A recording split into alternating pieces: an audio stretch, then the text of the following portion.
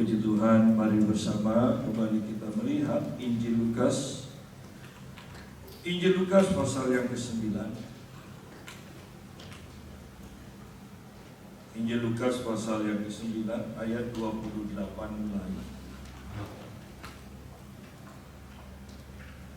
Kira-kira 8 hari sesudah segala pengajaran itu, Yesus membawa Petrus, Yohanes, dan Yakobus lalu naik ke atas gunung untuk berdoa.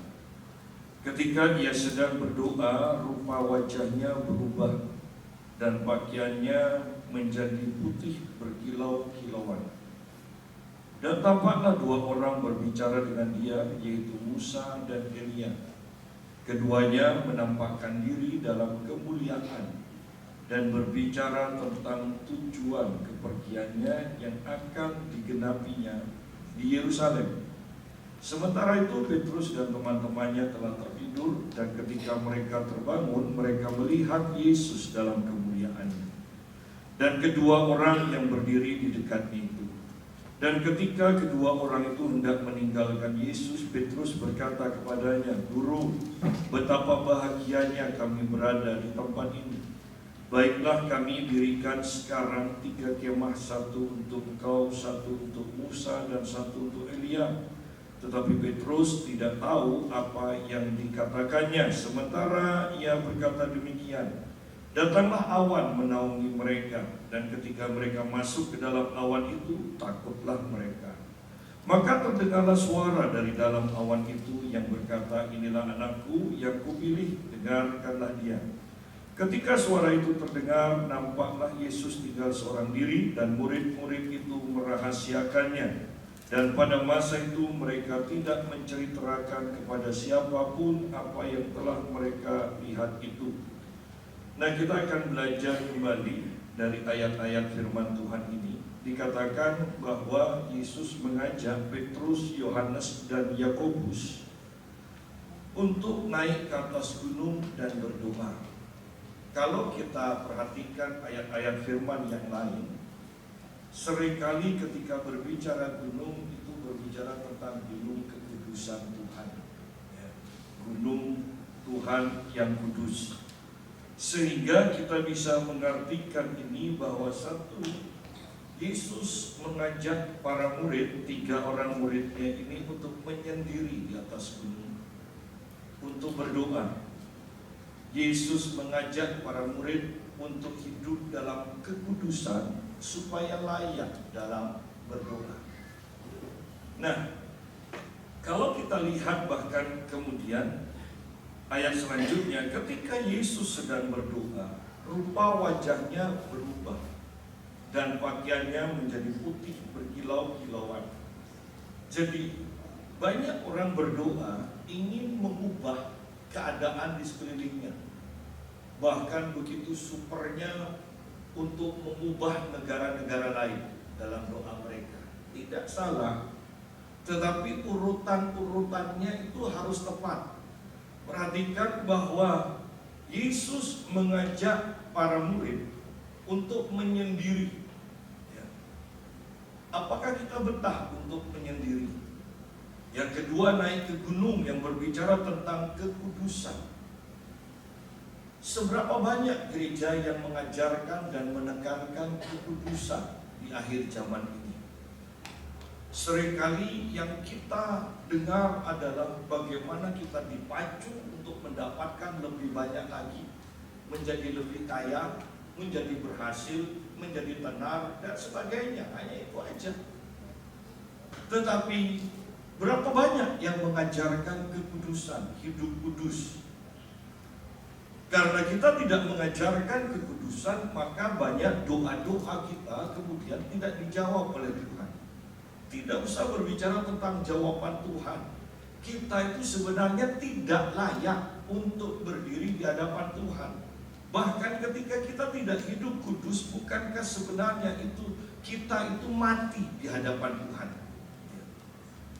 Bahwa oleh darah Yesus dikatakan kita berani masuk ke hadapan tahta kasih karunia itu. Kenapa? Karena pasti kita mendapatkan perkenanan. Dan darah Yesus selalu berbicara tentang pengudusan, penyucian dari segala dosa. Bagaimana bisa kita menghadap Tuhan dengan segala macam dosa kita? Dengan segala kebiasaan yang bertahun-tahun kita sadari, tetapi kita tidak ada keinginan untuk berubah. Sehingga banyak doa-doa orang Kristen itu tidak dijawab oleh Tuhan. Dan yang lebih parah, ketika tidak dijawab oleh Tuhan, maka kemudian kita membuat doktrin yang baru, ya kan? Gak apa-apa, gak dijawab. Orang yang dewasa rohaninya itu, ya, jawaban Tuhan itu lama atau bahkan gak dijawab. Tetapi hati kita, yang terpenting hati kita tetap bersyukur, itu menandakan kedewasaan rohani. Ini kan parah. Bahwa ketika doa-doa kita tidak dijawab Tuhan, berarti kita tidak layak di hadapan Tuhan.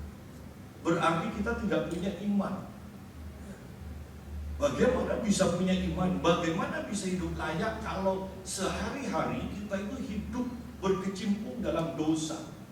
Dan lebih parah lagi, tidak merasa berdosa. Kenapa? Karena itu merupakan habitat kita, kebiasaan sehari-hari, sehingga kita tidak sadar bahwa itu dosa, tidak menyadari lagi bahwa itu dosa. Betapa pentingnya hidup dalam kekudusan, hidup menyendiri bersama Tuhan, menghabiskan waktu dengan Tuhan.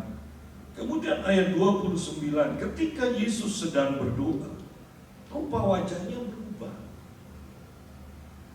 Sadarilah bahwa ketika kita berdoa, yang Tuhan inginkan, yang terutama adalah mengubah kita. Tuhan akan menegur kita, Roh Kudus akan mengingatkan dosa kita, sehingga Daud pun berani berdoa, selidiki aku Tuhan, dan perbaharuilah batinku. Dikatakan. Yang terpenting itu sebenarnya ini. Bayangkan kita minta berkat lebih banyak, tetapi kita tidak menyadari, tidak minta diubahkan bahwa kita itu serakah. Anda bisa bayangkan ketika kita mendapatkan lebih banyak, bukannya kita cukup, tetapi kita akan semakin kurang. Bayangkan ketika kita minta uang semakin banyak kepada Tuhan, sedangkan hati kita ini sombong dan kita tidak menyadari itu, tidak minta diperbarui dalam doa kita. Sehingga ketika kita sombong dan ditambah dengan kekayaan, bukankah kita akan semakin sombong? Ya. Oleh karena itu, yang terpenting itu sebenarnya ketika berdoa adalah kita berdoa sampai Tuhan ubahkan kita. Ya. Berapa banyak orang yang minta berkat Tuhan ketika sudah diberkati?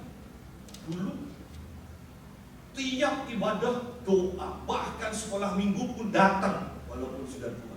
Ya kan? Karena rindu hadirat Tuhan. Tetapi ketika diberkati Tuhan, begitu mudahnya meninggalkan waktu-waktu ibadah. Bahkan begitu mudahnya meninggalkan pelayanan. Begitu mudahnya. Kenapa? Karena hatinya belum diperbarui. Karena berdoa itu seharusnya kita minta Tuhan selidiki, Roh Kudus selidiki, Tuhan ubahkan kita, karena kita mau berubah, ya, tetapi tidak bisa berubah, sehingga perlu Roh Kudus, perlu firman Tuhan. Ya. Kita harus ubahkan. Di sini dikatakan ketika Yesus sedang berdoa, rupa wajahnya berubah. Rupa wajahnya berubah. Yesus diubahkan.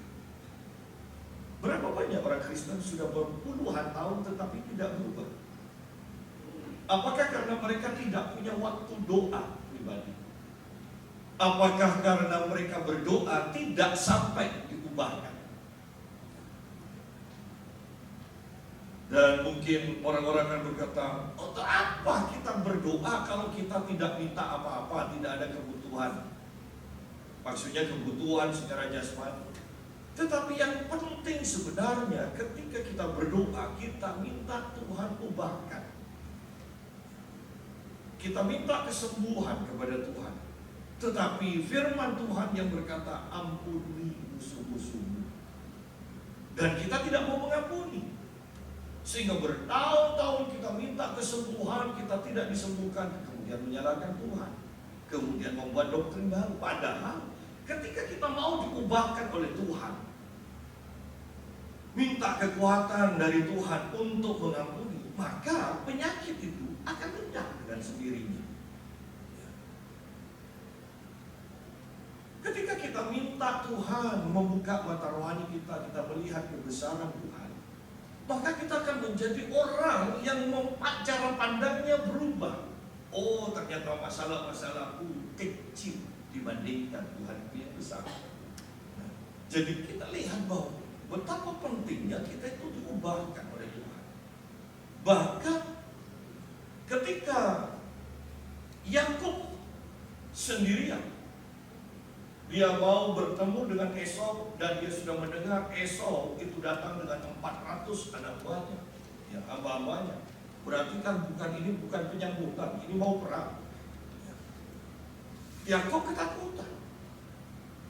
Dan kemudian dia suruh semua hambanya, pelayannya, ya, istrinya, anaknya, kekayaannya berangkat dulu. Lihat di sini bahwa Yakub bahkan tidak peduli sampai dalam taraf tidak peduli pada keluarganya. Yang penting dirinya selamat. Tetapi masuk lebih dalam lagi, bersyukurnya Yakub bukan melarikan diri. Tetapi dia sendirian dan dia menyendiri. Kemudian Tuhan datang kepadanya. Tuhan datang. Dan mereka dikatakan bergumul sepanjang malam. Tuhan berkata, lepaskan aku. Tidak, aku tidak akan lepaskan sebelum kau memberkati aku. Yang Yakub minta adalah berkat. Tetapi kemudian lihat bahwa Tuhan memukul pangkal pahanya. Dan itu merupakan fokus kekuatan dari, ya, inti kekuatan dari Yakub. Dipukullah kekuatannya, pangkal pahanya, dan Yakub menjadi timpa. Kemudian dikatakan, namamu bukan Yakub lagi. Tuhan mengubah Yakub, namamu Israel. Ada perubahan. Kemudian yang terjadi ketika Yakub sudah berubah, namamu Israel. Anda boleh baca di dalam Kejadian 32 bahwa Tuhan memberkati dia. Ketika Yakub berubah, ya, maka Tuhan kemudian memberkati dia. Dan ingat, untuk sampai berubah seperti ini dikatakan, Yakub menyendiri bergumul dengan Tuhan semalam-malaman. Ternyata untuk berubah itu tidak mudah, tidak gampang. Harus bergumul dalam doa sedemikian rupa. Dan bukan 1 jam lagi, tetapi semalam-malaman. Untuk mengerti dan berjalan dalam kehendak Tuhan, Yesus sendiri berkata, Bapak, kalau sekiranya mungkin,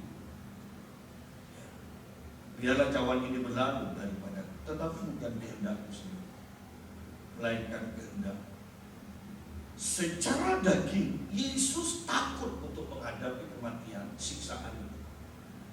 Sehingga sekiranya mungkin, Bapak cari cara lain lah, ya kan? Bahasa kasarnya. Tetapi bukan kehendak.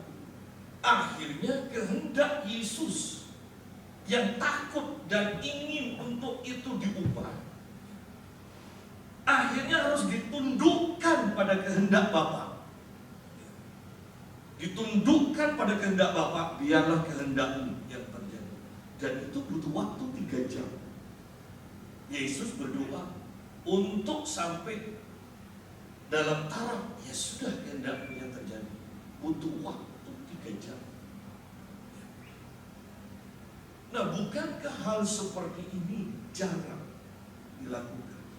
Bahkan saya sering kali melayani persekutuan doa.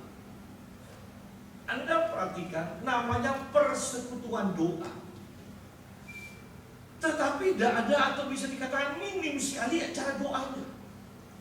Yang disebut persekutuan doa itu acaranya plak sama dengan ibadah biasa. Kecuali ditambah dengan orang yang minta doa nanti di akhir ibadah. Ya. Hanya itu aja. Tetapi tidak ada doa, bukan menjadi penekanan.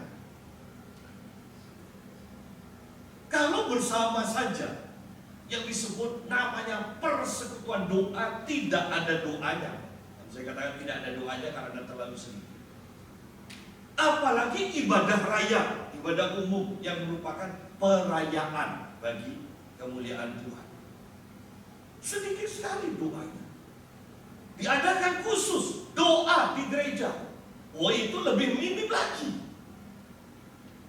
Artinya, kalau secara perkumpulan saja persekutuan doa, ibadah raya di gereja, kemudian ibadah doa di gereja, itu sangat minim. Apalagi kita yang di rumah. Enggak Pak, saya berdoa 7 jam setiap hari. Ya.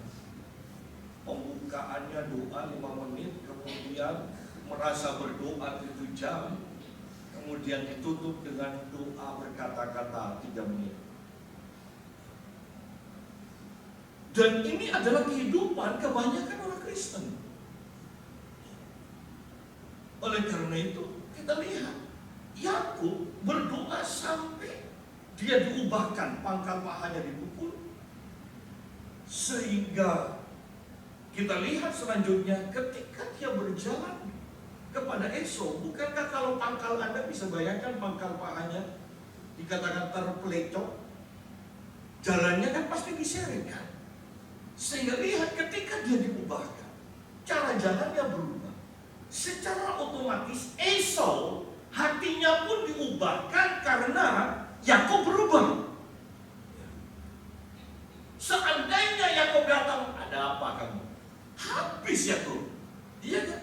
Seandainya kakinya tidak terpelecok dipukul itu, Yakub akan berjalan dengan gagah. Seandainya kalah, paling Yakub juga lari modelnya Yakub. Ya kan? Tetapi karena Yakub berjalan dengan terpincang-pincang, mungkin kita tidak tahu awalnya. Yakub tidak tahu Tuhan. Aku ini mau berhadapan dengan Esau. Aku butuh pengurapan baru. Aku butuh pengurapan yang semakin kuat. Aku butuh kekuatan yang bertambah supaya aku bisa mengalahkan Esau. Tetapi ternyata cara kerja Tuhan bukan Esau yang diubahkan, yang dikalahkan, tetapi Yakub yang diubahkan. Untuk mengerti kebenaran ini, kita harus sering-sering berendam di dalam hadirat Tuhan untuk kita diubahkan. Bukankah seringkali kita ingin mengubahkan ini, anak saya kurang ajar, papa saya tidak menghargai saya, semua istri saya tidak menghormati saya. Ya. Semua mau diubahkan. Pertanyaannya, sudahkah kita membiarkan Tuhan untuk mengubahkan kita? Kita akan butuh tangis. Itu butuh waktu yang berjam-jam di hadapan. Sungguh kita butuh diubahkan. Ketika Yakub diubahkan secara otomatis, Tuhan memberkati dia. Tuhan memberkati. Ketika Yakub sudah diubahkan, langsung berjalan dengan cepat dan memanggil istri, anak, hamba-hambanya, sudah berjalan di belakang. Aku sekarang yang di depan. Betapa luar biasanya berubah. Sudah cepat. Pertanyaan kita sekarang, kapan terakhir kali Tuhan mengubahkan, menunjukkan sifat sikap kita yang harus diubahkan dan kita mau diubahkan? Seringkali kita berdoa, doa syafaat untuk ini, dan sebagainya. Pertanyaan, apakah engkau menyediakan dirimu untuk diubahkan? Kalau engkau sendiri tidak mau diubahkan Tuhan, apa hakmu, apa hak kita untuk mengubah orang lain dan bangsa-bangsa?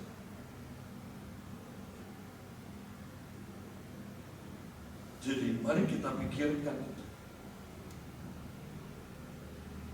Ketika Yesus sedang berdoa, rupa wajahnya berubah dan pakaiannya menjadi putih berkilau-kilau.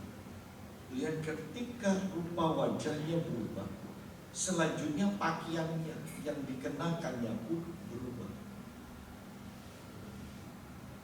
Yakub pun sama kan, bahwa ketika Yakub berubah, maka cara jalannya berubah. Kemudian baru Esau diubahkan. Kita butuh diubahkan supaya cara berjalan kita, cara berbicara kita, pola pikir kita itu berubah. Berdoalah sampai kita diubahkan. Jangan fokus kepada perubahan orang lain. Bahwa bukankah ketika kita menghadapi masalah saja, masalahnya tidak berubah kalau sudut pandang kita berubah, maka itu tingkat dari masalah itu pun akan berubah juga. Bayangkan Saul yang tinggi besar, ketika berhadapan dengan Goliat, dia merasa dirinya kecil. Daud yang mungil, ya, ketika berhadapan dengan Goliat, merasa Goliat itu kecil. Dari sudut pandangnya, kenapa? Karena Saul selalu ada di istana. Daud selalu sendirian di padang gurun, di padang belantara, di padang rumput. Daud selalu sendirian, dan dalam kesendiriannya dia memuji Tuhan, menyembah Tuhan. Bahkan di sanalah dalam kesendiriannya dikatakan, Tuhan melatih jari-jariku untuk berperang.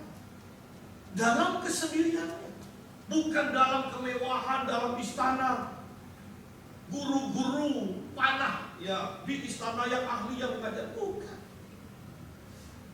Daud dalam kesendiriannya dilatih Tuhan.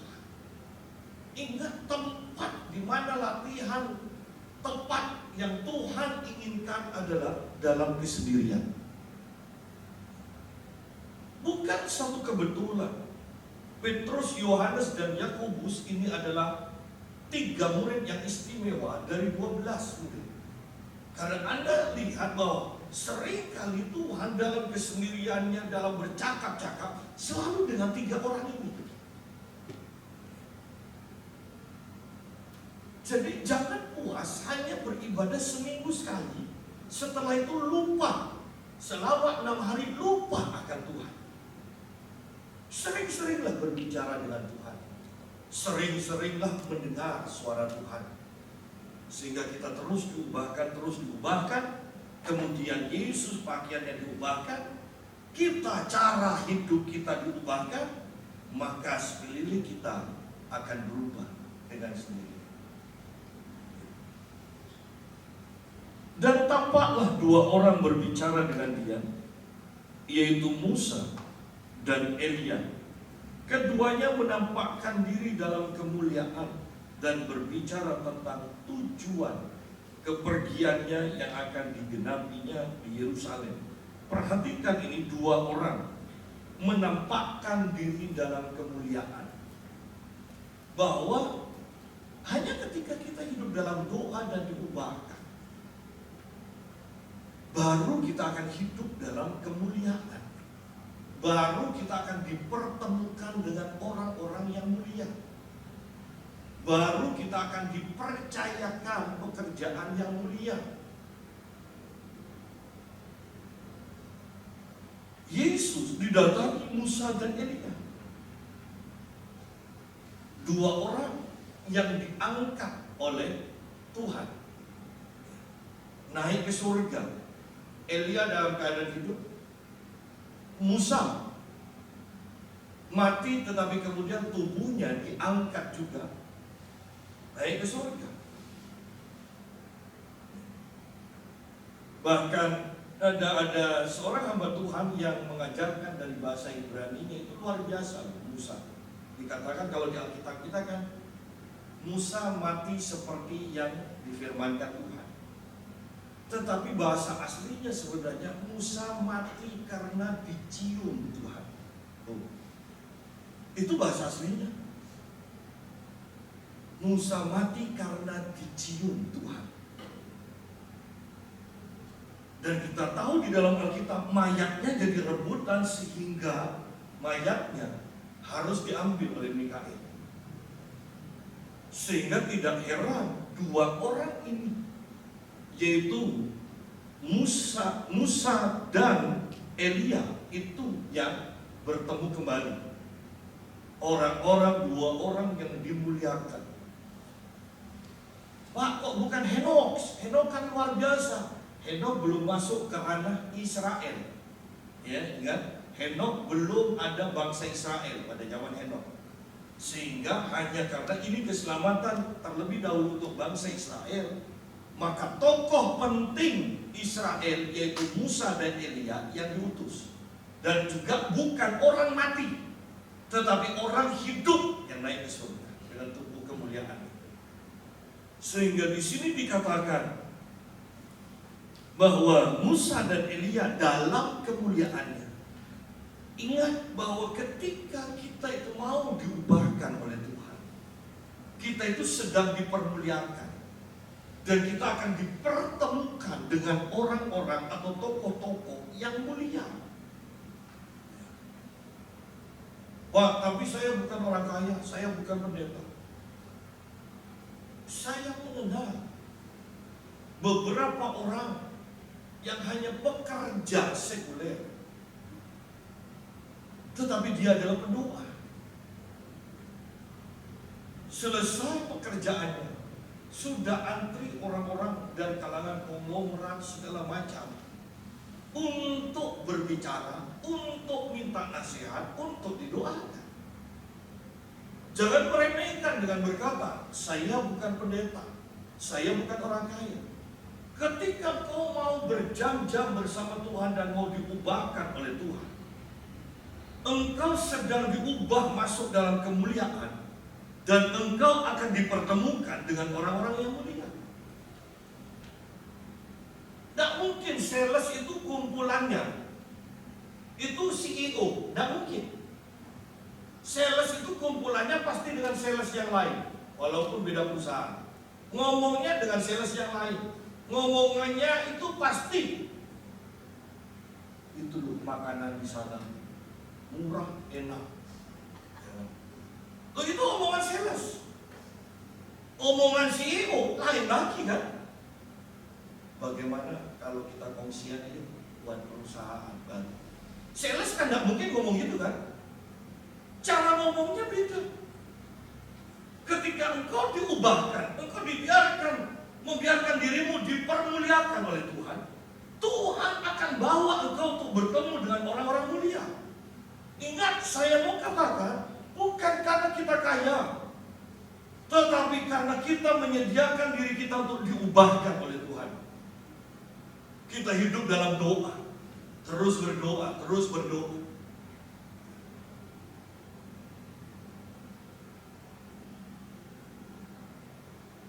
Keduanya menampakkan diri dalam kemuliaan dan berbicara tentang tujuan kepergiannya yang akan digenapinya di Yerusalem. Tujuan kepergiannya berbicara tentang pekerjaan yang mulia, dan ini yang termulia. Bayangkan tujuan Yesus mati di kayu salib. Hanya dengan satu perbuatan ini seluruh dunia itu diselamatkan. Kalau mau percaya, hanya sekedar percaya. Padahal bahkan tokoh-tokoh penting berbagai agama, kalau ditanya yakin masuk surga, jawabannya pasti semoga. Bahkan ada seorang nabi yang seluruh umatnya diajari berdoa. Setiap doanya mendoakan nabinya supaya selamat. Berarti kan belum selamat. Artinya memang keselamatan itu tidak mudah. Orang bahkan sebaik dia bisa masuk surga? Ya. Tidak akan yakin. Pasti katanya, semoga. Semoga. Bahkan banyak orang yang mengaku Kristen pun tidak hidup dengan iman. Buktinya kalau berdoa, semoga diterima di sisi Tuhan. Lu ini orang Kristen. Semoga diterima di sisi Tuhan. Kata semoga kan tidak pasti kan? Semoga lulus, semoga selamat, semoga kaya. Hanya semoga.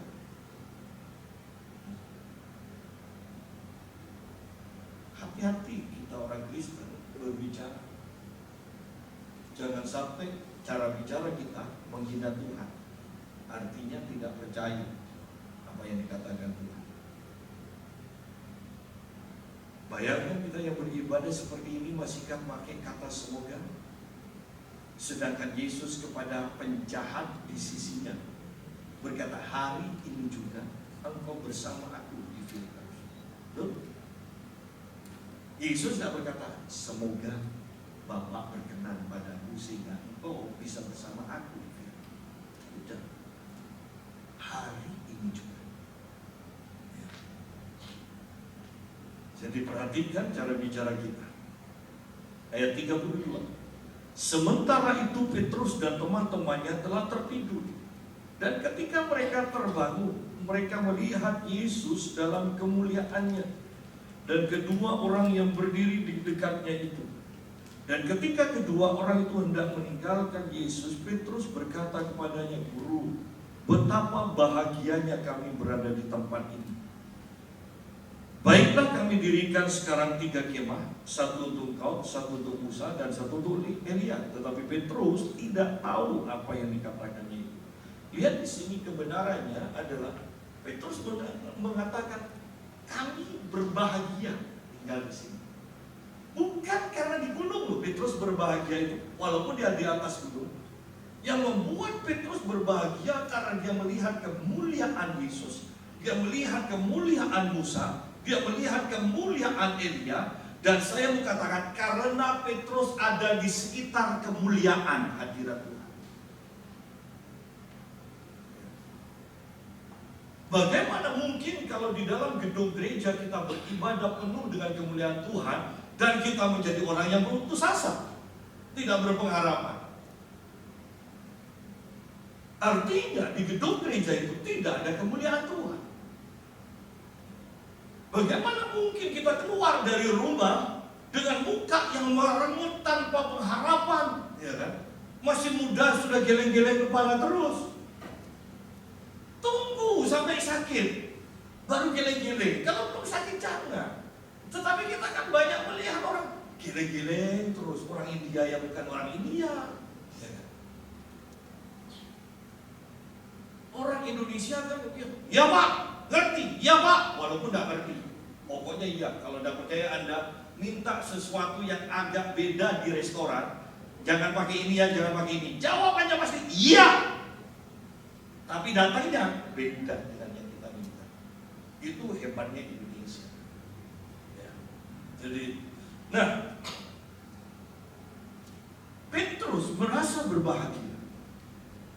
Bukan karena dia lagi tamasya di atas gunung. Bukan. Tetapi karena dia ada di dalam hadirat Tuhan, kemuliaan Tuhan. Berandai-andai setiap orang Kristen setiap hari tinggal di dekat atau di dalam kemuliaan Tuhan, pasti beda. Mimik mukanya beda. Cara jalannya pasti tidak geleng-geleng. Pasti lihat kiri senyum, lihat kanan senyum. Kalau ada orang, jangan senyum. Ya. Perhatikan, Petrus merasa kami berbahagia. Membayangkan kalau setiap hari kita itu merasa berbahagia, tidak ada penyakit yang akan datang pada kita. Kalau setiap hari berbahagia, orang itu akan senang ada di dekat kita. Pernahkah Anda mendengar teman Anda berkata, cuma semua sore itu pasti ya, masalah, ada masalah. Bahwa orang bisa lihat kok. Bayangkan ketika kita ya, berbahagia, orang akan nikmat santai juga. Ya. Bahkan ketika kita senyum-senyum, orang akan datang. Oh, lagi seneng ya, dapat berkat ya. Ayo dong bagi-bagi. Biasa kan selalu minta bagi-bagi. Tetapi intinya orang kan akan mendekat ketika kau merasa berbahagia.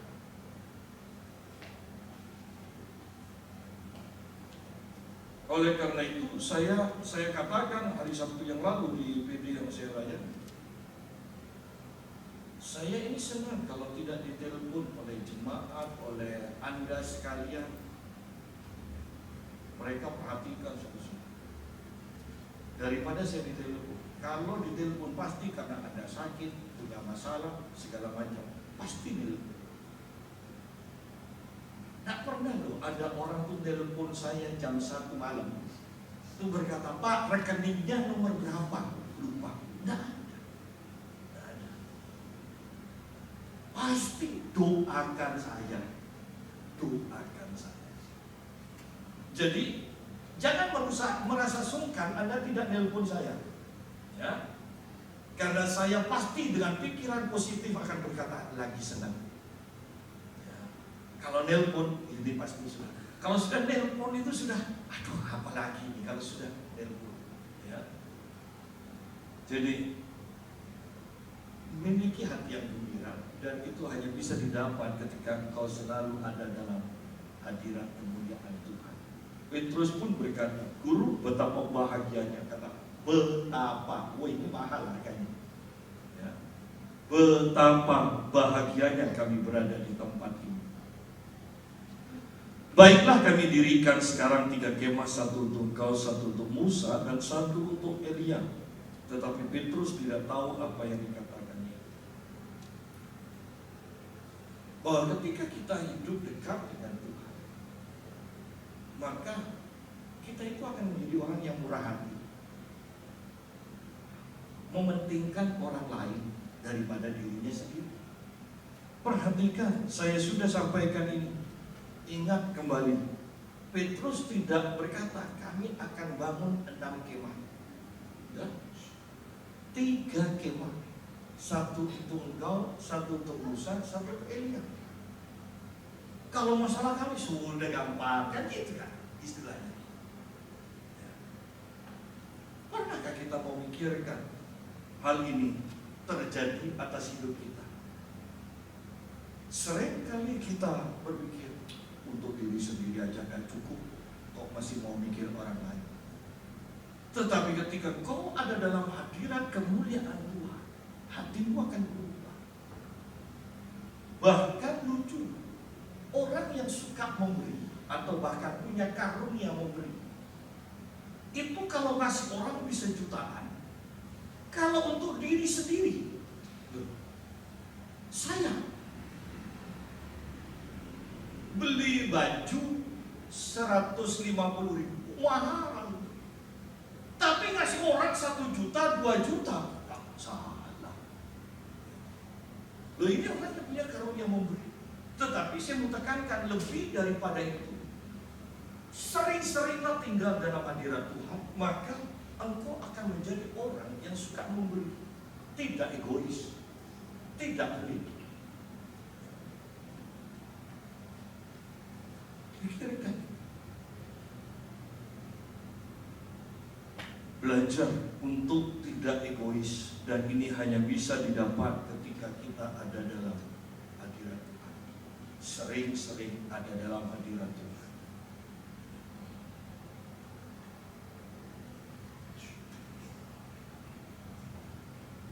Sementara ia berkata demikian, datanglah awan menaungi mereka.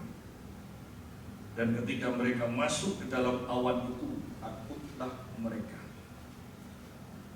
Ingat bangsa Israel ketika disuruh menghadap Tuhan di gunung Tuhan, mereka sudah berpuasa 3 hari. Tetapi itu pun ketika kemuliaan Tuhan datang, mereka begitu takutnya. Beda dengan Musa, ketika kemuliaan Tuhan datang, dia justru masuk ke dalam awan itu. Lebih dalam lagi dia masuk. Sehingga kemudian ketika Musa masuk selama 40 hari dalam kemuliaan Tuhan, 40 hari 40 malam, mukanya pun berubah. Yesus berubah mukanya dalam kemuliaan. Musa berubah dalam kemuliaan Tuhan. Tetapi bangsa Israel ketika di dekat kemuliaan Tuhan, mereka takut. Puji Tuhan, masih punya rasa takut. Daripada tanpa ekspresi kan. Banyak orang kan tanpa ekspresi. Nah, dikatakan mereka masuk ke dalam awan itu, takutlah mereka. Bahwa betapa pentingnya kemuliaan Tuhan itu hadir dalam setiap ibadah kita di gedung gereja, dalam setiap doa-doa kita di rumah. Penting. Sehingga kita punya kesadaran akan Tuhan. Kita punya rasa takut akan Tuhan. Bangsa Israel takut akan Tuhan. Para murid di sini dalam kemuliaan Tuhan, mereka takut. Mereka punya rasa takut. Kalau dalam ibadah tidak ada kemuliaan Tuhan, tidak ada rasa takut. Bahkan saling sindir, saling hina, bahkan tidak ada rasa hormat kepada pendeta. Kenapa? Karena mereka tidak pernah mengalami kemuliaan Tuhan. Mereka bahkan tidak pernah ada di dekat kemuliaan Tuhan. Mereka tidak pernah masuk dalam kemuliaan Tuhan. Sehingga mereka tidak hati-hati dengan tindakan dan perkataan. Mereka tidak ada rasa takut ketika membicarakan pimpinannya. Mereka tidak ada rasa takut ketika memarahi pimpinannya. Mereka tidak ada rasa takut ketika mereka merasa lebih benar dari pimpinannya dan menjelek-jelekkan pimpinannya. Ingat, semuanya dicatat oleh Tuhan. Ya, hanya masalah waktu. Oleh karena itu sering-seringlah mempunyai kesadaran akan Tuhan. Sehingga kita itu selalu takut akan Tuhan. Tahu bahwa setiap tindakan kita dan perkataan kita dipertanggungjawabkan di kemudian hari. Takutlah mereka, maka terdengarlah suara dari dalam awan itu yang berkata, inilah anakku yang kupilih, dengarkanlah. Hanya gereja atau kehidupan kita yang sering dilingkupi oleh kemuliaan Tuhan yang akan membuat telinga kita bisa mendengar suara Tuhan. Anda boleh pergi ke gereja-gereja di mana suasananya mati, dan Anda boleh tanya, pernah dengar suara Tuhan apa enggak? Dan mereka akan merasa heran. Pasti jawabannya sudah ada Alkitab. Nah, kalau sudah gitu lanjutkan lagi. Sudah tamat berapa kali baca Alkitab? Bahwa hanya ketika kita itu tinggal dalam hadirat Tuhan, kemuliaan Tuhan, hanya ketika kita beribadah dalam kemuliaan Tuhan, maka telinga kita akan terbuka untuk mendengar atau bisa mendengar suara Tuhan.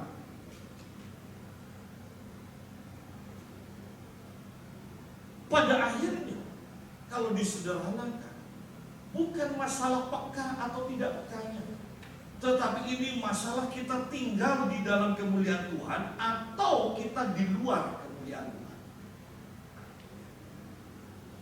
Hanya ketika di dalam kemuliaan Tuhan semakin dekat, maka Musa mendapatkan firman Tuhan yang begitu mendetail. Lihat di sini. Catat, dan Tuhan bahkan menuliskan sendiri di atas batu. Ingat bahwa itu bukan Musa yang nulis di atas batu. Kalau Musa yang nulis di atas batu, Musa harus punya tenaga dalam yang hebat. Itu roh Tuhan, tangan Tuhan yang menulis. Dan sekarang sama, dalam kemuliaan Tuhan, roh Tuhan juga yang menulis firman Tuhan. Artinya berbicara kepada kita di dalam hati kita. Hanya dalam kemuliaan Tuhan. Yesaya, hanya dalam kemuliaan Tuhan dia mendapatkan firman. Yeremia, hanya dalam kemuliaan Tuhan dia mendapatkan firman. Yehezkiel, hanya dalam kemuliaan Tuhan dia mendapatkan firman. Paulus berkata dalam kitab Ibrani bahwa dalam kesendiriannya Tuhan menyatakan firman-Nya, bukan manusia yang menyatakannya, dikatakan. Dalam kesendiriannya. Berapa banyak waktu kita menyendiri dengan Tuhan sehingga kemuliaan Tuhan melingkupi kita dan Tuhan berbicara kepada kita. Dan pada waktu itu kita akan diubah dan terus diubah. Setelah kita diubah, kita hidup dalam berkat dan baru orang-orang akan terpengaruh oleh kita. Maka terdengarlah suara dari dalam awan itu yang berkata, inilah anakku yang kupilih, dengarkanlah dia. Bahwa tidak cukup hanya mendengar suara Tuhan, Anda harus taat pada firman. Dengarkanlah dia. Artinya Anda harus mentaati. Berapa banyak orang yang tahu firman Tuhan tetapi tidak mentaati? Ampuni tapi tidak mengampuni. Bawa seluruh persembahan perpuluhanmu, tapi hanya amplopnya yang tertulis perpuluhan, isinya tidak genap. Doa, kita tahu kuasa doa, iya, tapi biarkanlah pendetaku saja yang berdoa. Kita tidak berdoa. Dengarkanlah dia, dengarkanlah dia. Adalah hal yang aneh kalau Tuhan berbicara dan kita tidak mentaatinya. Kemudian kita mengharapkan mendengar suara Tuhan lagi dan Tuhan berbicara. Adalah hal yang aneh karena Tuhan tidak akan berbicara lagi sampai yang pertama itu kita lakukan. Tetapi ingat, itu ada kadaluarsanya. Artinya begini. Kalau Anda tidak melakukan tepat pada waktu yang diinginkan Tuhan, percuma Anda melakukan. Ya, percuma. Penyakit kebanyakan orang Kristen tidak merasakan hadirat Tuhan adalah karena mereka sering kali menunda. Suruh berdoa jam 9, doanya jam 9 lebih seperempat. Dan kita berpikir tidak masalah. Padahal itu menunda dan itu bukan kehendak Tuhan. Hati-hati di sini. Ketika suara itu terdengar, nampaklah Yesus tinggal seorang diri dan murid-murid itu merahasiakannya, dan pada masa itu mereka tidak menceritakan kepada siapapun apa yang telah mereka lihat itu. Saya mau tekankan di sini bahwa betapa pentingnya kita itu mampu dan menyadari bahwa hanya Tuhan saja yang kita butuhkan. Bukan Musa, bukan Elia, bukan pemimpin rohani. Walaupun kita punya rasa hormat, tetapi yang saya mau katakan, ketergantungan kita hanya kepada satu pribadi, tidak boleh kepada banyak pribadi. Sekalipun itu orang kudus, sekalipun itu Musa dan Elia. Perhatikan, ketika suara itu terdengar, ketika para murid mendengar suara Tuhan, nampaklah Yesus tinggal seorang diri. Yang dua sudah tidak dilihat lagi, hanya Yesus. Ketika kau semakin dekat dengan Tuhan, engkau tidak akan mengandalkan siapapun juga selain Yesus. Engkau hanya hormat kepada Yesus. Engkau mengandalkan Yesus, bukan mengandalkan yang lain. Awal-awal tidak masalah. Kita mengandalkan hamba Tuhan, belajar, tanya, tidak masalah. Tetapi pada akhirnya ketika kau mendengar suara Tuhan, pada waktu itulah kesadaranmu itu akan terjadi bahwa hanya Tuhan yang kau butuhkan dan hanya Tuhan saja yang harus kita dengarkan, bukan yang lain. Belajar untuk mengerti hal ini dan terapkan, maka saya percaya kita akan kedapatan layak di hadapan Tuhan pada waktu Yesus datang untuk kedua kalinya. Tuhan memberkati. Mari kita berdoa.